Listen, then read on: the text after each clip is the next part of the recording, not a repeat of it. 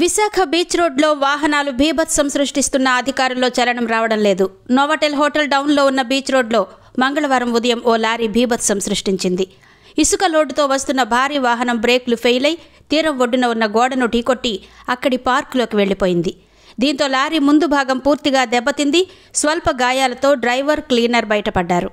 పరిమితికి మించి ఇసుక లోడుతో లారీ రావడంతోనే ఈ ప్రమాదం చోటు చేసుకుందని, అందువల్లే డ్రైవర్ వాహనాన్ని అదుపు చేయలేకపోయాడని పోలీసులు ప్రాథమికంగా తేల్చారు.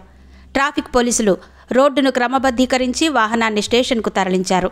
క్షతగాత్రుల్ని చికిత్స కోసం పంపించారు. బీచ్ రోడ్లో ఇదే ప్రాంతంలో కొన్నేళ్ల క్రితం జరిగిన ఓ ప్రమాదం ఓ పోలీస్ అధికారి కుటుంబాన్నే చిన్నాభిన్నం చేసేసింది.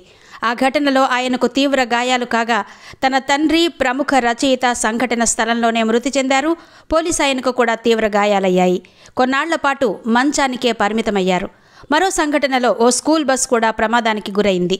వరుస సంఘటనలతో అనేక మంది క్షతగాత్రులవుతున్నా అధికారుల్లో చలనం కనిపించడం లేదు. ఆ తర్వాత కూడా అనేక సార్లు బీచ్ రోడ్లో అదే ప్రాంతంలో ప్రమాదాలు జరగడం, తీరం ఒడ్డున ఉన్న రక్షణ గోడలు ధ్వంసం కావడం సర్వసాధారణమైపోయాయి. అయినా ట్రాఫిక్ పోలీసులు చర్యలు చేపట్టలేకపోతున్నారు. అక్కడి నోవాటెల్ హోటల్కు నిత్యం వీఐపీలు వస్తుంటారు. డౌన్లో ఉన్న పార్కు ప్రాంతంలో అనేక సాంస్కృతిక కార్యక్రమాలు జరుగుతూ ఉంటాయి.